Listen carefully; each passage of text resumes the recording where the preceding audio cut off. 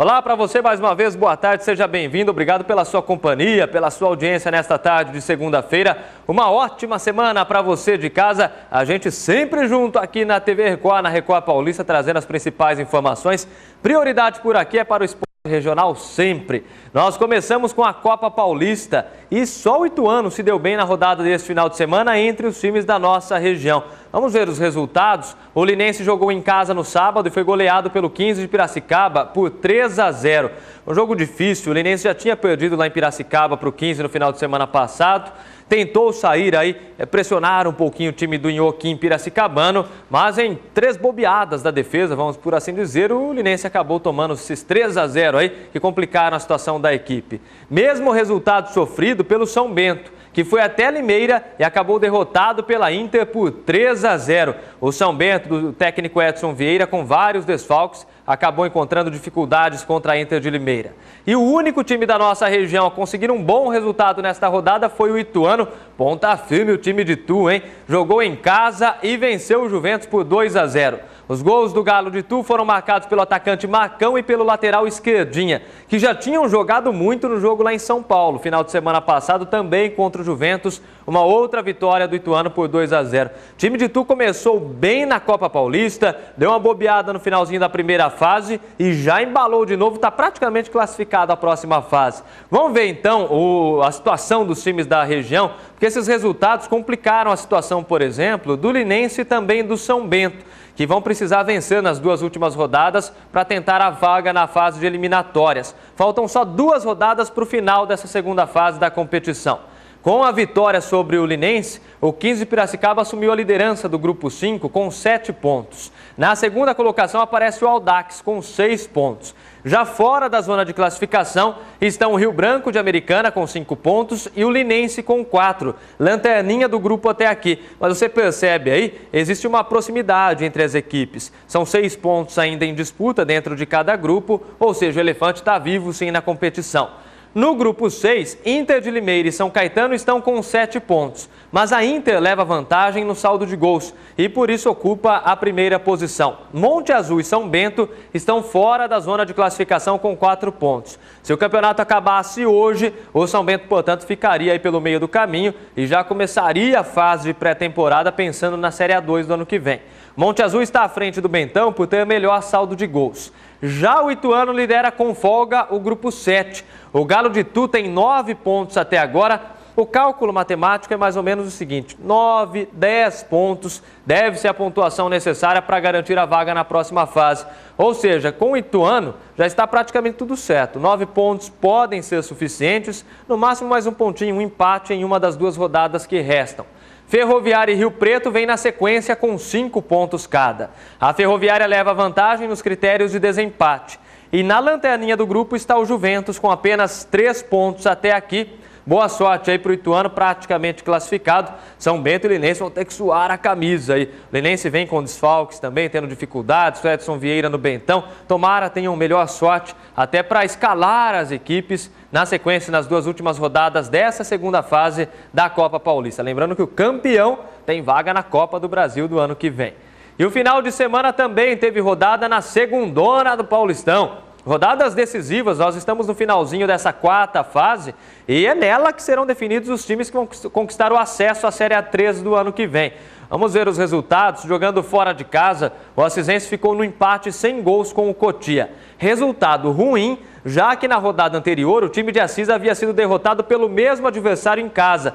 O Assisense perdeu em casa para o Cotia, diante da torcida, foi um jogo difícil, campo molhado, tinha chovido bastante. A expectativa era recuperar esses 3 pontos fora de casa, mas não aconteceu, apenas o empate. O Assisense hoje está fora da zona de classificação, já eu mostro a classificação da segundona. Porque eu tenho que falar do resultado do Tupã também, que jogou no estádio Alonção e, apoiado pelo público, atropelou o Atibaia por 5-1. E olha que o time do técnico Tupanzinho começou perdendo o jogo, tomou 1-0. Mas Leandro Zanoni, Jácio e Valei, que marcou 3 gols, Valei marcou 3, só ele. Viraram o placar para o Tupã, 5-1. O Atibaia tinha vencido o Paulistinha de São Carlos, ganhou da Matonense fora, aí pegou o Tupã em casa e perdeu por 1-0, veio jogar no Alonção e tomou 5-1. Situação complicada para o Atibaia e muito boa para o Tupã, que colocou um pé na Série A3 do ano que vem. O sonho de chegar à Série A3 está muito perto para o Tupã. Vamos conferir aí como é que ficou a classificação da quarta fase dessa segundona do Paulista, restando agora só 2 rodadas para o fim da competição. Com a vitória no final de semana, o Tupã assumiu a liderança do grupo 19, com 7 pontos. Eu digo, a conta é a mesma da Copa Paulista, com 9, 10 pontos, isso deve ser suficiente. Ou seja, o Tupã tem 2 jogos para ganhar pelo menos um, chegar a 10 pontos e carimbar a vaga na Série A3 de 2014. Matonense e Atibaia aparecem com 6 pontos cada, mas o time de Matão leva vantagem nos critérios de desempate. O Paulistinha de São Carlos é o lanterna do grupo com 4 pontos. No grupo 20, a liderança é do Água Santa, que tem 7 pontos. São só 2 grupos, viu, nessa quarta fase. 2 grupos com 4 times cada. Os times jogam entre si dentro de cada grupo, em turno e retorno. E ao final de 6 partidas para cada um, os 2 primeiros colocados de cada grupo conseguem o acesso à Série A3 de 2014. Então, o Água Santa de Diadema está na liderança. Na segunda posição vem o Cotia, com 6 pontos. E fora da zona de acesso estão Inter de Bebedouro e Acisense, com 4 pontos cada. A Inter leva vantagem no saldo de gols, empurrando a Acisense para a lanterna do grupo. Mas ainda há chance sim para o time de Assis, mas vai ter que vencer as 2 últimas partidas aí. Dificuldades para a equipe do técnico Ademilson Venâncio. Boa sorte para o Tupã e também para o Acisense. A gente segue acompanhando tudo de perto.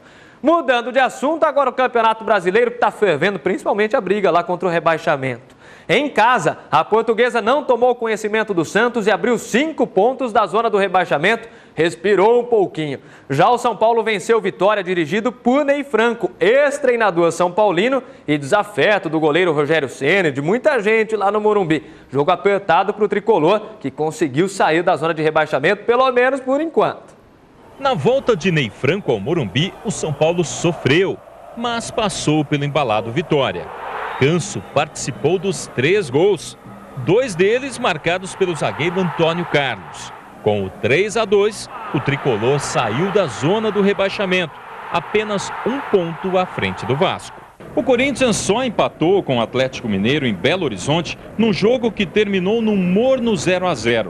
Já aqui no Canindé, em São Paulo, bastante frio, tanto que precisamos buscar calor num cafezinho quente.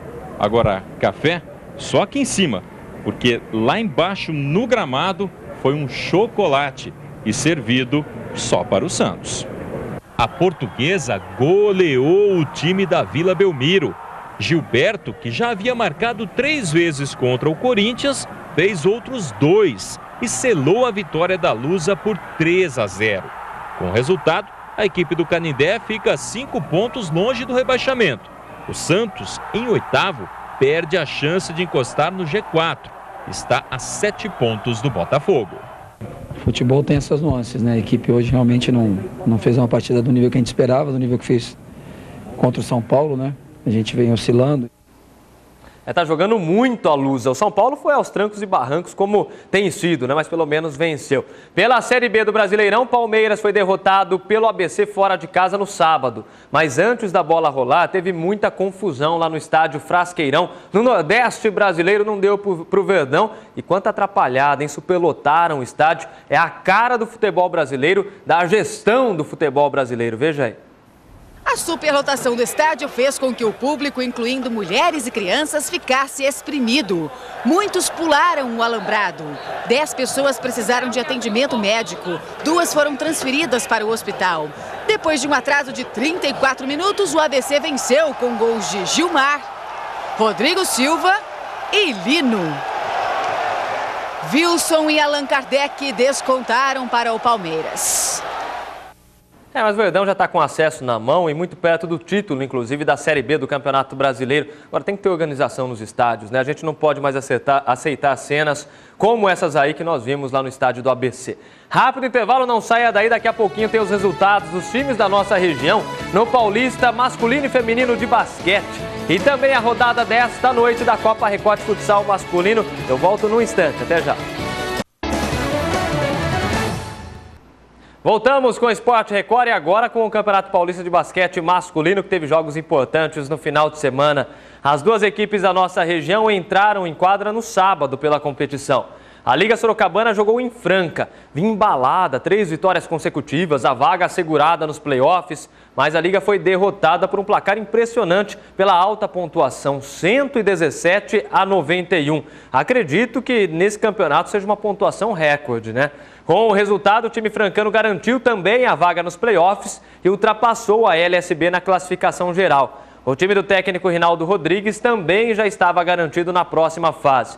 Nesse jogo, o destaque sorocabano foi o Ala Schneider, cestinha da partida com 34 pontos. Schneider não é de hoje que vem jogando bem, hein? Vem fazendo grandes exibições pela Liga Sorocabana. E o Rinaldo Rodrigues saiu do jogo muito bronqueado com a arbitragem e também com o time dele. Diz que teve lances polêmicos, cruciais do jogo em que a arbitragem se complicou e o time também não rendeu tudo o que ele esperava. Veio aí essa derrota acachapante por parte do time de Franca, né? Bela vitória de Franca para cima da Liga, que segue viva no Campeonato Paulista.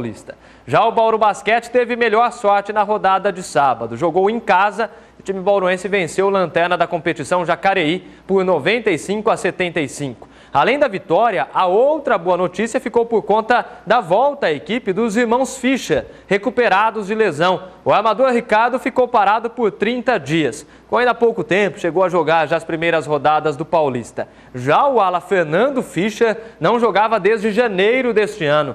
Os destaques do Bauru Basquete foram os pivôs Lucas Tischer, que anotou 23 pontos aí na partida, e o Murilo, que fez um duplo-duplo, 21 pontos e 10 rebotes.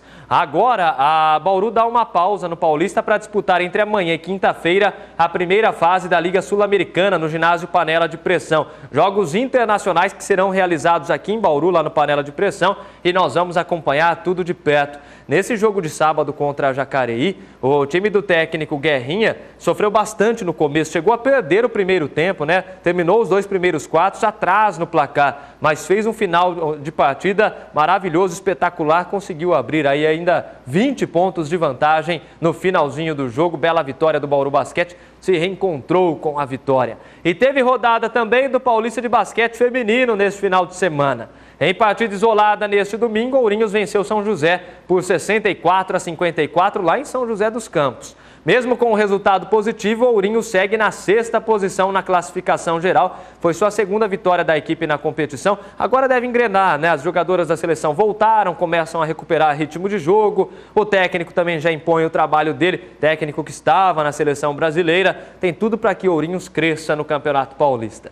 De volta agora para falar de futebol, mas não mais de campo, como no começo do programa, né? Agora sobre futsal. Copa Record Futsal Masculino. Roda a vinheta.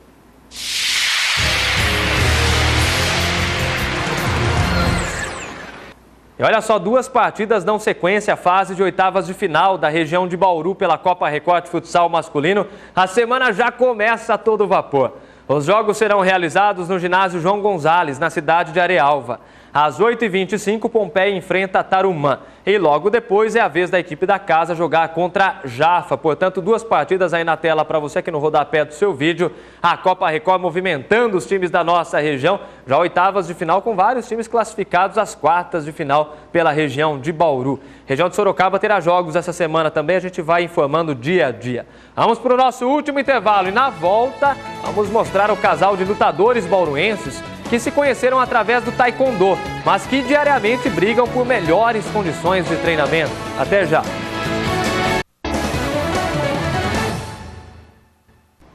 Voltamos com o Esporte Record desta segunda-feira. Mais uma vez, obrigado a você que nos acompanha. Bom almoço para você que está parando agora. Bom trabalho para quem já retornou ao batente depois daquela pausa gostosa para o almoço. Tem uma história bacana para mostrar. O esporte sempre proporciona belas histórias, né? E em Bauru, um casal se conheceu através do taekwondo. E foi por meio dele que a relação cresceu e virou casamento. Mas é no esporte também que eles encontram as maiores dificuldades para variar a realidade do esporte brasileiro. Eles não têm muito apoio, muita estrutura disponível, treinam em casa e vão ter que disputar os jogos abertos por outra cidade. São de Bauru, mas vão disputar os jogos por outra cidade. Você vai conhecer essa história e saber melhor os detalhes na reportagem da Carol Lorenzetti e do Marcos Gesiel. Vai! De taekwondo, Marcelo e Silvio gostam desde que eram crianças. Mas o encontro desses dois apaixonados pelo esporte aconteceu só em 2001, durante uma competição no Chile. A partir daí, eles ganharam mais um motivo para participar das disputas. se reencontrar e matar a saudade. Praticamente a gente se via quase todo mês, né? Era campeonato um mês em cada lugar, então a gente acabava se vendo. Aí quando a gente ia para a seleção, ficava 15 dias juntos, aproveitava para matar a saudade.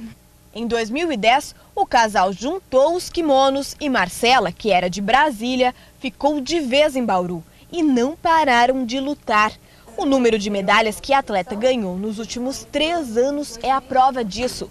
15 no total. A mais importante para ela foi essa grandona aqui, o ouro no Campeonato Brasileiro, conquistado em Belém do Pará no mês passado. Já estas são as medalhas que o Silvio conseguiu. 6. 15 dela contra 6 dele. O que será que aconteceu, Silvio? É que as minhas não estão em casa, as minhas estão na casa da minha mãe, mas eu tenho mais medalha que ela. É verdade isso mesmo? É desculpa? Não, é verdade mesmo. Ou senão empatou, vai. Empatou, é igual. Perder, você não perdeu, não? Não perdi, é igual. A paixão pelo esporte fez com que esse casal passasse a treinar também em casa. Eles foram ali para fora no local de treinamento, mas que não é nem de perto o mais adequado para a prática do esporte. É aqui mesmo no cimento, no quintal de casa. Dá licença, Marcela, desculpa interromper aí só um minutinho. E quando chove, como é que vocês fazem? A gente tem que se virar quando chove. Ou a gente vai fazer uma corrida, ou a gente pula uma corda, mas não pode ficar sem treinar. Enquanto um seca de um lado, o outro treina do outro, como é que é? Quando aconteceu isso na preparação para o brasileiro, estava precisando perder peso, enquanto eu pulava a corda, ele puxava a água. É assim, a gente vai se virando com o que dá, né? Treinar no cimento parece não ter mesmo nenhuma vantagem. Com sol ou na chuva, o casal treina aqui 1h30, 3 vezes por semana, mais 2 horas às terças e quintas, em um clube particular da cidade. A próxima competição que os dois vão encarar juntos são os Jogos Abertos neste mês em Mogi das Cruzes. Mas no lugar de defender Bauru, que não vai levar uma equipe para os Jogos, eles fazem parte da equipe da cidade sede. Eu, como atleta, hoje em dia, o meu objetivo principal é Jogos Regionais e Jogos Abertos. Então, na teoria, eu treino o ano inteiro por essas 2 competições. Já que Mogi nos paga para dar resultado, a gente treina todo dia para dar o resultado. Então, eu espero medalha em primeiro, não quero segundo ou terceiro, não. Marcela, aliás, já defendeu a seleção brasileira de taekwondo. Hoje o casal se divide entre o esporte e outras profissões. Ela cursou educação física e ele comércio exterior. Mas o amor por esta arte marcial continua juntando os dois e dá ânimo para não desistir. Ela praticamente é o que me segura no esporte também, porque já que eu não posso me dedicar 100% ao esporte, se não é por conta dela, eu já estaria treinando menos. Não parar não, mas treinando menos sim. É a triste realidade do nosso esporte, né? O cara vai lá, se prepara, treina, cresce naquela modalidade, começa a representar a própria cidade, tem a possibilidade de se profissionalizar no esporte, participar de Olimpíadas, de grandes competições e aí não consegue apoio, né? Infelizmente, essa é a realidade do esporte amador aqui no país. Mas parabéns ao casal que se conheceu por meio do esporte e vem crescendo junto, né? Aliás, nós vamos começar a falar mais a cada dia de Jogos Abertos do interior por aqui também, viu? Jogos Abertos serão realizados em Mogi das Cruzes este ano com participação das cidades da nossa região. Ano que vem os jogos voltam para Bauru. Pessoal, o Esporte Record de hoje fica por aqui. Eu agradeço pela sua companhia. Amanhã, 1:50, logo depois do Balanço Geral, tem mais e eu te espero, hein? Até lá!